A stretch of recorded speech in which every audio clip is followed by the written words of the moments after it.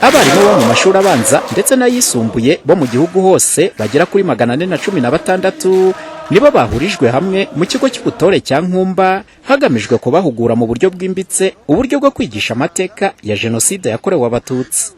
Umunyamabanga uhoraho muri Minisiteri y'Ubumwe bw'Abanyarwanda n'inshingano mboneragihugu avuga ko kwigisha mu mashuri amateka ya Jenoside yakorewe Abatutsi ari bamwe mu buryo bwo kubahiriza ihame remezo ryo gukumira ingengabitekerezo ya Jenoside, ariko by'umwihariko hakarebwa ku bakiri bato. Kwigisha mu mashuri amateka ya Jenoside yakorewe Abatutsi ni bumwe mu buryo bwo kubahiriza ihame remezo ryo gukumira ingengabitekerezo ya Jenoside, ariko by'umwihariko tureba abakiri batoya.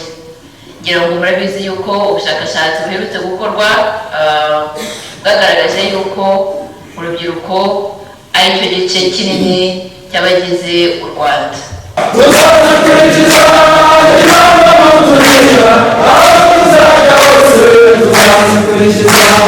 Nubwo abarimu basabwa kwigisha amateka ya Jenoside yakorewe Abatutsi, hari bamwe muri bo bagaragaza ko harimo za birantega zituma batigisha aya mateka neza.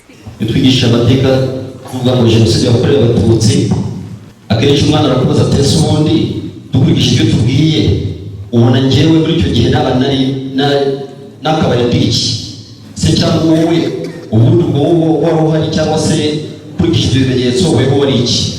Wasanga rero kugira ngo ubone icyo umusubiza bisa n'ibigoye. Kuba amateka y'u Rwanda yigishwa mu ndimi z'amahanga, ejo mutwakira mwatubwiye ko hari umwami w'u Rwanda wigeze kuvuga ngo nutabika umwana ibere ujye umutabika n'u Rwanda. Tukibaza ngo ni gute umwana azatamika u Rwanda mu ndimi z'amahanga?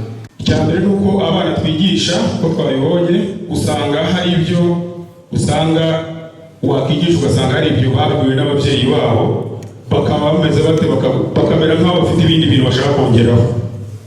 Mu minsi igera kuri 3 aba barimu bagiye kumara bahugurwa ku bijyanye n'amateka ya Jenoside yakorewe Abatutsi kugira ngo nabo bazajye bayigisha abanyeshuri nta birantega bahura nazo. Umuyobozi mukuru w'ikigo cy'igihugu gishinzwe uburezi REB yavuze ko hashingiwe kuri izi mbogamizi z'aba barimu hari gukorwa agatabo kazaba gakubiyemo muri rusange ibi bibazo byose bibaza, ndetse hakazanategurwa amahugurwa azahuza abarimu bose bigisha amateka mu gihugu mu rwego rwo gusobanukirwa amateka ya Jenoside yakorewe Abatutsi.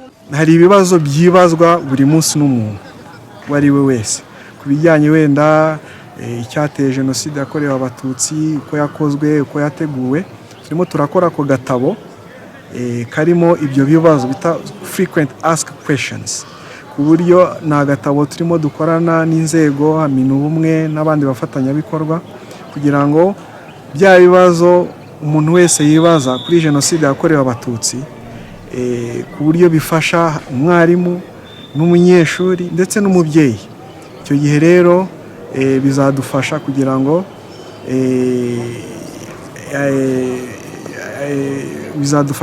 ngo amakuru ajyanye na Jenoside yakorewe Abatutsi abana bayige neza bayamenye, ariko hari n'intego yo kugira ngo bikumirwe. Muri rusange mu kwigisha amateka ya Jenoside yakorewe Abatutsi bizajya bituma abanyeshuri barangiza haba mu mashuri abanza ndetse n'ayisumbuye babasha kuba bazi neza amateka nyayo ya Jenoside yakorewe Abatutsi, bityo binabafashe kurwanya ingengabitekerezo ya Jenoside. Umuhoza Honore, Flash TV, Inkumba mu karere ka Burera mu majyaruguru y'u Rwanda.